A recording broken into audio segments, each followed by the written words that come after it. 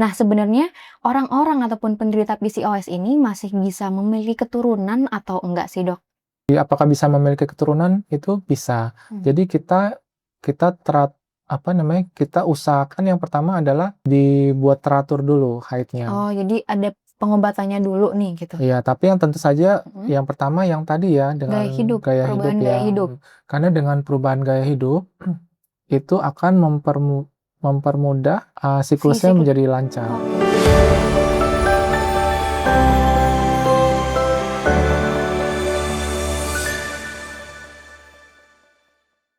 Halo healthy people, selamat siang dan selamat datang di podcast Diagnosa, dialog informasi kesehatan bersama Rumah Sakit Harapan Bunda. Tempatnya kita ngobrol santai tapi penuh dengan informasi kesehatan yang tentunya akan dibahas langsung dengan ahlinya. Siang ini bersama saya, Lintang Palupi dari bagian promosi kesehatan, akan siap nih menemani healthy people semua untuk berbincang-bincang dan juga berbicara mengenai materi kesehatan. Nah, hari ini sudah hadir bersama kami narasumber yang tentunya luar biasa dan beliau merupakan dokter spesialis obstetri dan ginekologi di Rumah Sakit Harapan Bunda atau biasanya dikenal dengan Dokter Obgyn. Nah, sudah ada bersama kami yaitu ada Dokter Dionysius Aryo Purnomo. Selamat datang Dokter Dion. Terima kasih. Gimana Dok kabarnya hari ini? Baik. Baik, alhamdulillah. Senang sekali hari ini dokter kita bisa bertemu, berjumpa dan juga berbincang-bincang nih mengenai materi yang tentunya akan bermanfaat bagi healthy people semua. Nah, teman-teman healthy people semua, Dokter Dion itu berpraktik di Rumah Sakit Harapan Bunda dari Senin sampai dengan hari Sabtu. Nah, untuk jamnya, Dokter Dion praktik di jadwal eksekutif di hari Senin dan juga Selasa pukul 19 sampai 21.00. Kemudian hari Rabu sampai dengan hari Jumat jam 12 sampai jam 13, serta hari Sabtu jam 20 sampai jam 21. Kemudian Dokter Dion juga berpraktik di polireguler, yaitu di hari Senin dan juga Selasa jam 15.00 sampai jam 19.00. Kemudian untuk hari Rabu jam 8 sampai jam 12 siang, hari Kamis jam 15 sampai jam 19, hari Jumat jam 8 sampai jam 12, dan untuk hari Sabtu di jam 16 sampai jam 20. Nah, healthy people yang ingin mencari tahu lebih lanjut bisa juga untuk mengecek website kami di Sentra Medica Group ataupun Rumah Sakit Harapan Bunda. Bagi healthy people semua yang ingin berkonsultasi, bertemu langsung dengan Dokter Dion, bisa langsung untuk melakukan pendaftaran di WhatsApp official kami di 0811 9-nya 6 kali kemudian 5. 0811 9-nya 6 kali kemudian 5. Satu kali lagi, 0811 9-nya 6 kali kemudian 5. Oke, dari tadi saya sudah cuap-cuap banyak nih dok, tapi saya belum ngasih tahu ke healthy people semua materi hari ini tuh kita apa sih. Nah, materi yang akan kita bahas hari ini adalah PCOS atau Polycystic Ovary Syndrome. Begitu, dan yang saya baca nih dok, PCOS ini merupakan gangguan hormonal yang dapat mempengaruhi sistem reproduksi. Nah, kalau misalnya kita berbicara tentang sistem reproduksi, itu tuh banyak hal yang luput dari perhatian kita, salah satunya kondisi PCOS ini. Nah, padahal kondisi PCOS itu bisa, kayak tadi gangguan hormonal, kemudian menyerang reproduksi, kemudian gangguan menstruasi hingga kesuburan nih kalau misalnya ada yang bilang seperti itu. Nah, mungkin bagi healthy people semua yang sudah penasaran ataupun ingin, mengetahui PCOS lebih lanjut, kita langsung saja bahas dan juga kupas tuntas bersama dengan Dokter Dion melalui beberapa pertanyaan yang akan saya bacakan. Oke dokter, sudah siap ya dok ya? Oke siap. Yang pertama nih dok, mungkin banyak wanita ataupun healthy people di luar sana yang masih asing dengan istilah PCOS. Mungkin dokter bisa menjelaskan nih bahasa awamnya ataupun menjelaskan lebih lanjut PCOS itu penyakit yang seperti apa sih dok? Iya, jadi, sesuai yang tadi sudah disebut ya, PCOS itu kan berarti, singkatan dari Polycystic Ovary Sindrom. Syndrome ya. Poly itu banyak, cystic itu, cyst ya, cystic, ovarian berarti, ovarium atau indung telur, dan sindrom itu adalah kumpulan dari gejala. Sedangkan itu dalam bahasa Inggris, kalau dalam bahasa Indonesianya biasanya dipakai SOPK, Sindroma Ovarium Polycystic ya. Jadi dari namanya itu kan polycystic. Jadi berarti kita secara nggak langsung kita akan mikir, oh berarti ini poly banyak, kistik, kistanya banyak. Berarti ada kista yang banyak dong. Nah, tapi ini sebenarnya penamaannya memang agak membingungkan. Sebenarnya bukan banyak kista ya, tapi yang banyak itu adalah folikel. Jadi folikel itu bisa dibilang sel telur yang belum berkembang secara sempurna. Ya, jadi maksudnya penamaannya bukan berarti banyak kista. Lalu PCOS ini itu seberapa sering? Kalau dari HIVERI, dari Himpunan Fertilitas Endokrinologi di Indonesia, itu menyebutkan 5-10% di usia reproduksi. Namun hal ini sebenarnya bisa lebih tinggi, bisa sampai 26%, tergantung dari kriteria diagnostik yang dipakai. Nah, kriteria diagnostiknya itu apa? Sebenarnya paling tidak ada tiga yang bisa kita pakai. Namun yang biasanya dipakai adalah apabila tersedia 2 dari 3. 3 itu apa saja? Yang pertama itu adalah kondisi anovulasi. Jadi di mana pelepasan sel telurnya tidak sempurna. Jadi yang disebutnya kronik anovulasi. Yang kedua adalah kondisi dari androgen yang meningkat, jadi disebutnya hiperandrogen. Dan yang ketiga adalah sesuai namanya polikistik. Jadi ada gambaran dari folikel yang jumlahnya banyak di indung telur, di ovarium. Healthy people, jelas sekali ya yang disampaikan oleh Dokter Dion tadi, dan nggak cuma PCOS ini, tapi banyak banget nih materi yang dijelaskan dan pengertian yang dijelaskan oleh Dokter Dion. Mungkin selanjutnya nih Dok, kalau misalnya kita ada masalah, itu tentu ada penyebab. Nah, kalau misalnya penyebab PCOS ini sendiri apa sih Dok? Kalau untuk penyebab pasti itu sebenarnya masih belum diketahui, tapi diduga ada gangguan pada, ini kalau secara medisnya ya, diduga gangguan pada hipotalamus dan jalur dari androgen steroid yang berhubungan dengan genetik. Namun secara gampangnya kita bisa bilang ada faktor dari genetik dan dari faktor lingkungan. Kalau dari faktor genetik itu bisa dengan adanya resistensi insulin, yang disebut resistensi insulin. Dan kalau untuk lingkungan kita bisa seperti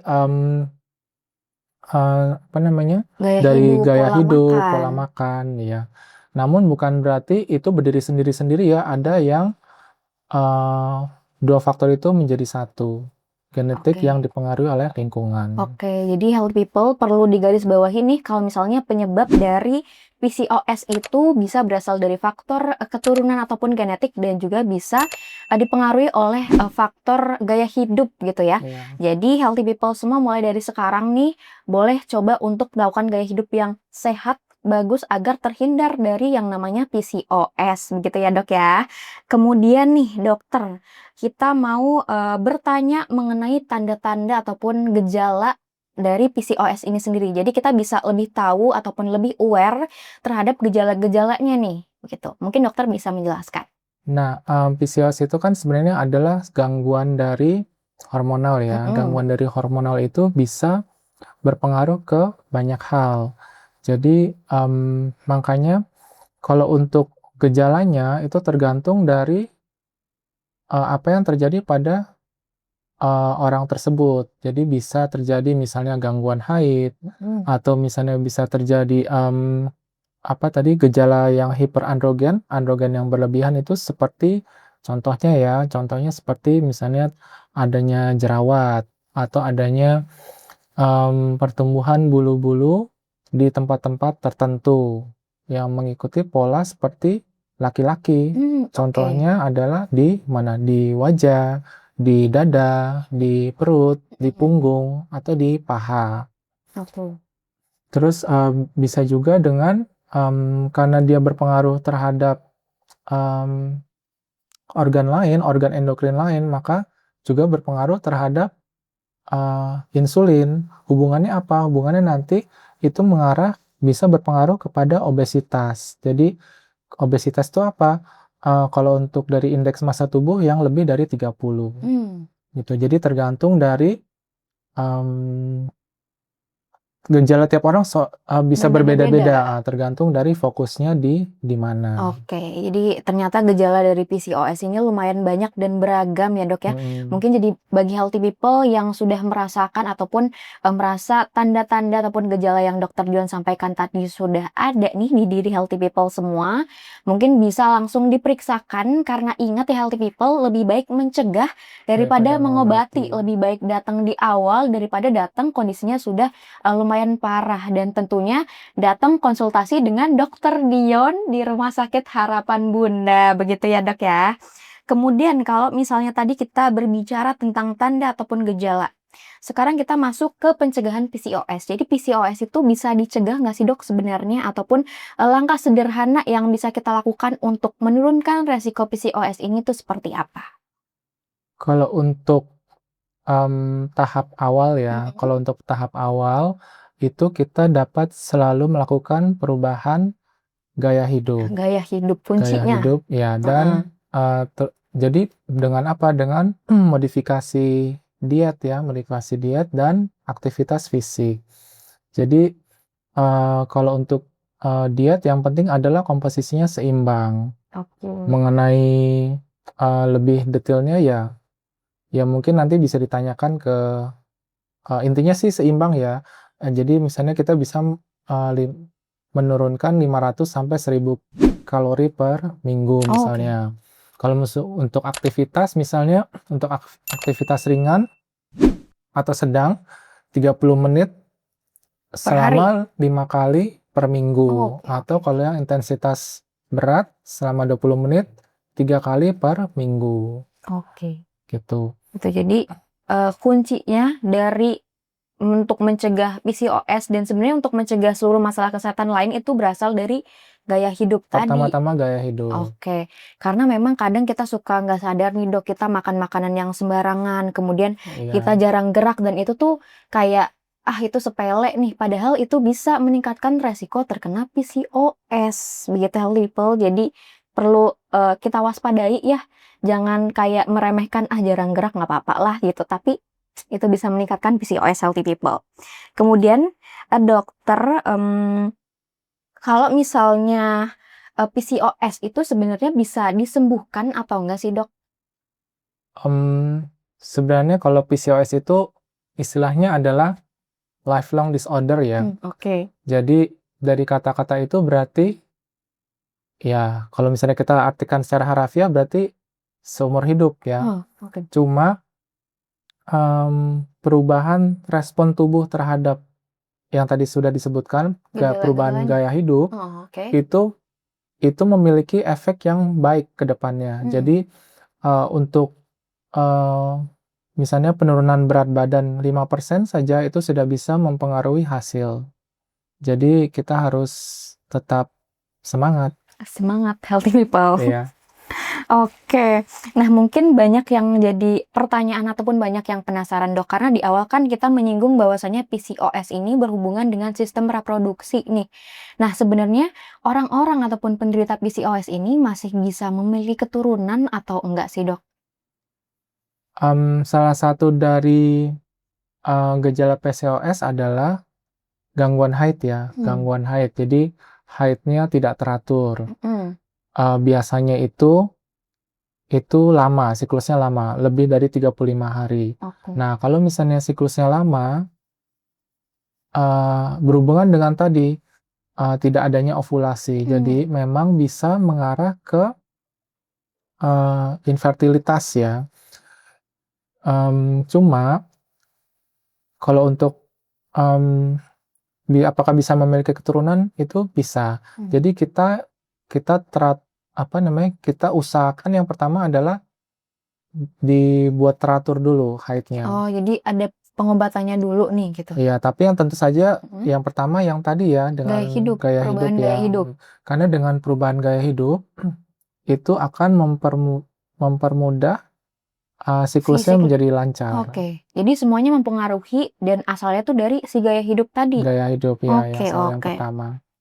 Oke, kemudian, mungkin bagi healthy people semua yang di luar sana sedang berjuang dengan keadaan PCOS-nya, jadi nggak usah khawatir ya Dok, karena memang masih punya peluang yang luas dan juga lebar untuk bisa memiliki keturunan.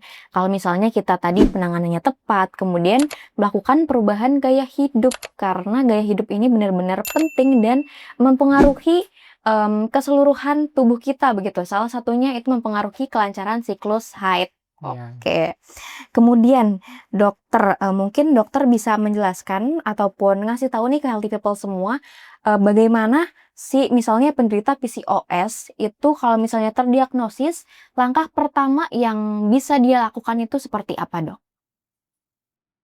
Langkah pertama Iya, kayak misalnya kembali jangan lagi panik begitu. iya, kembali lagi, Mhm, mmm, memang ini kan lifelong disorder ya, cuma iya, cuma dengan, perubahan yang tepat, mhm, itu bisa bisa bisa bener lagi begitu? memaksimalkan Oke, hasilnya. oke. Jadi yang penting jangan panik dan, melakukan perubahan gaya hidup gitu? Berarti Ya, intinya itu? iya. Dan Oke, nanti sambil dipantau ya, mhm, misalnya apakah memerlukan terapi yang lain oke. atau tidak. Nah, jadi, kita lihat perlu pemeriksaan lanjutan atau tidak, Iya, pengobatan lanjutan atau tidak gitu pengobatan ya. lanjut itu ya. Oke, kalau misalnya kita nyenggol-nyenggol tentang pengobatan ataupun terapi, mungkin dokter bisa ngasih tahu nih ke healthy people semua, mungkin pengobatan ataupun terapi dari PCOS ini tuh seperti apa, Dok? Pada dasarnya pengobatan itu, mmm, adalah simptomatik ya, Mhm, simptomatik berarti yang mengganggu diri kita, mengganggu pasien. Jadi tergantung misalnya yang mengganggu kita saat ini apa, itu akan diobatin. Jadi apakah, masalahnya di gangguan haid atau apakah masalahnya di kadar, hormon androgen yang lebih tinggi oke atau yang lain. oke, jadi Soalnya, PCOS ini dia tuh beragam. Jadi mhm, PCOS yang sudah lama dia akan bisa mempengaruhi juga fungsi fungsi dari kadar lipid, oke, kadar lemak ya, kadar mhm, lemak dalam darah, sehingga kadar lemak itu akibatnya apa? Bisa mengarah ke penumpukan, mmm, lemak dalam lemak ya, tubuh? heeh, visceral fat yang kemudian menjadi obesitas. Itu Mhm, pun bisa berubah menjadi tekanan darahnya menjadi lebih tinggi. oke oke oke, Nah, jadi ada ke depannya itu yang bisa adanya resistensi insulin, mhm hipertensi, mhm. gangguan lemak tubuh, itu bisa menyebabkan yang disebut sindroma metabolik. Oke.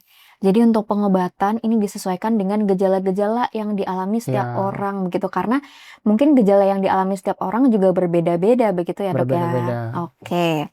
Nah, kemudian nih, Dok, untuk, kita mengetahui bahwa seseorang itu terkena PCOS, apakah ada pemeriksaan khusus atau kita bisa, "Ah, dia haidnya telat nih, dia PCOS nih," atau bagaimana, Dok? Yang pasti pertama-tama yang akan ditanyakan adalah, mmm, ya apa yang telah terjadi ya Mhm, riwayatnya ya, mhm, bagaimana pola haid, apakah mengkonsumsi obat tertentu, mhm. itu semua ditanyakan. Lalu kemudian yang kedua adalah pemeriksaan USG. USG. Jadi dari pemeriksaan USG tadi bisa didapatkan apa, bisa didapatkan, gambaran polikistik ya, Mmm, folikel-folikel yang banyak. oke. Lalu kalau misalnya perlu, itu ada pemeriksaan laboratorium, Mhm. pemeriksaan lain yang lebih spesifik lagi. Bisa di pemeriksaan yang tadi hormon androgen ya, Mhm, hormon, untuk, apa namanya, LH atau FSH atau dan semacamnya. heeh, Juga pemeriksaan terhadap gula darah maupun terhadap lemak. lemak tadi, oke. Itu yang lebih spesifik Oke, lagi. jadi ternyata pemeriksaannya juga cukup beragam ya, Dok, ya, nggak bisa asal-asal kita nyebut, "Ah, dia PCOS," karena satu gejala aja begitu. Jadi memang Ya, harus ada pemeriksaan lanjutan. ya. Oke. Kalau untuk tambahan aja ya, kalau misalnya dari hasil USG itu didapatkan hasil, polikistik, itu sebenarnya kita bisa bilang itu adalah non spesifik ya. Jadi kalau hanya itu saja ya, jadi, perlu pemeriksaan lebih lengkap lagi. Lebih lengkap, lebih lanjut dan tentunya Ya, bisa periksa di Rumah Sakit Harapan Bunda bersama dengan Dokter Dion, oke. Nah, dokter ini mungkin terakhir nih, dokter bisa ngasih pesan ataupun harapan ke wanita di luar sana ataupun healthy people semua agar, bisa lebih aware ataupun bisa lebih peduli terhadap, masalah, eee, hormonal ataupun masalah sistem reproduksi mereka dan juga tidak, menyepelekan gejala-gejala yang terindikasi ataupun, kayak gejala PCOS begitu. Mungkin dokter bisa kasih pesan dan juga pesan ke semuanya? Ya mungkin sekaligus, review sebentar ya. Jadi PCOS itu memang, mmm, gangguan yang umum terjadi pada wanita. Tadi 5-10% atau bahkan bisa sampai ke 26% ya. Mhm, Gangguan ini bisa berpengaruh ke banyak banyak banyak hal. hal lain, karena dia gangguan hormon bisa mengganggu banyak hal. Jadi bisa mengganggu fungsi endokrin, yang Endokrin, pertama, fungsi dari ininya, di dermatologinya sendiri untuk kulit ya, oke. fungsi kardiometabolik, jantung dan, mmm, tadi sindrom metabolik juga kalau misalnya ini terjadi dalam waktu yang lama, ada kemungkinan mempengaruhi faktor psikologis juga, Oke. ya. Mmm, Lalu saya Ad yang pasti dalam podcast ini kan tidak bisa membahas semuanya ya. Saya Betul. ada membagikan, 1 aplikasi yang mungkin bisa Healthy people healthy people semua. semua lihat ya, Heeh, namanya adalah Ask PCOS. oke. Itu ya bisa dilihat di layar, ini adalah dari Monash University Oke. dan Monash University ini juga bekerja sama dengan, mmm, institusi endokrin secara internasional. Jadi dalam bahasa Inggris ya, jadi bisa dapat dipastikan yang tertera di dalam itu adalah sudah sesuai dengan pedoman internasional yang paling update. Oke. Jadi bisa dilihat di situ untuk mengetahui lebih lanjut tentang PCOS. Oke, healthy people bisa dicek langsung kalau misalnya ingin ada pertanyaan ataupun ada hal-hal yang pengen healthy people ketahui, bisa melalui aplikasi SPCOS ini. Kemudian nih Dok, tentunya kita akan berterima kasih sekali kepada Dokter Dion karena sudah sharing ilmu bersama kita dan tadi Dokter Dion juga sudah ngasih pesan yang berharga nih buat kita semua terkait PCOS. Jadi kita sebenarnya PCOS itu bisa, diturunkan resikonya dengan melakukan deteksi dini, kemudian perubahan gaya hidup serta ya tadi, jaga kesehatan, kemudian, olahraganya secara teratur ataupun rutin melakukan aktivitas fisik. Dan bagi healthy people semua, ingat ya kalau misalnya sehat itu bukan hanya dari bentuk luar saja, bentuk fisiknya saja, tetapi dari Dari dalam, dalam. begitu. Jadi healthy people, kalau misalnya ada tanda-tanda ataupun gejala PCOS tadi yang Dokter Dion sampaikan, ingat jangan ragu, jangan, sungkan untuk periksa langsung dengan Dokter Dion di Rumah Sakit Harapan Bunda. Oke, dan, di Rumah Sakit Harapan Bunda ini kabar baiknya lagi nih Dokter Dion berpraktik dari hari Senin sampai dengan Sabtu. Jadi tiap hari, hampir tiap hari Dokter Dion standby di Rumah Sakit Harapan Bunda. Jadi bagi healthy people, masih banyak waktu untuk mencegah dan juga datang konsultasi langsung dengan Dokter Dion, di mana Dokter Dion ini berpraktik di jadwal eksekutif atau di poli eksekutif untuk hari Senin dan juga Selasa jam 19 sampai jam 21, kemudian hari Rabu dan juga hari Jumat di jam 12 sampai jam 13, kemudian di hari Sabtu jam 20 sampai jam 21. Dan untuk di poli reguler ataupun poli BPJS, Dokter Dion juga berpraktik di hari Senin dan juga Selasa jam 15 sampai jam 19, kemudian hari Rabu jam 8 sampai jam 12, hari Kamis jam 15 sampai 19, hari Jumat jam 8 sampai jam 12, dan hari Sabtu jam 16 sampai jam 20. Jadi healthy people misalnya lagi weekend nih, Sabtu-Sabtu kita bisa jalan dulu, kemudian sorenya kita bisa bertemu dengan Dokter Dion untuk mengkonsultasikan kondisinya, begitu ya Dok ya. Nah healthy people semua, bagi healthy people juga yang ingin berkonsultasi ataupun bertemu langsung dengan Dokter Dion, bisa melakukan pendaftaran terlebih dahulu di official WhatsApp kami, yaitu 0811 9-nya 6 kali kemudian 5, 0811 9-nya 6 kali kemudian 5, satu kali lagi 0811 9-nya 6 kali kemudian 5. Healthy people juga jangan lupa untuk terus mengikuti postingan-postingan kami di Instagram, yaitu Instagram kami @rsharapanbunda_jkt. Dan tentunya di situ kita akan berbagi informasi kesehatan lain yang tentunya akan edukatif nih, Dok.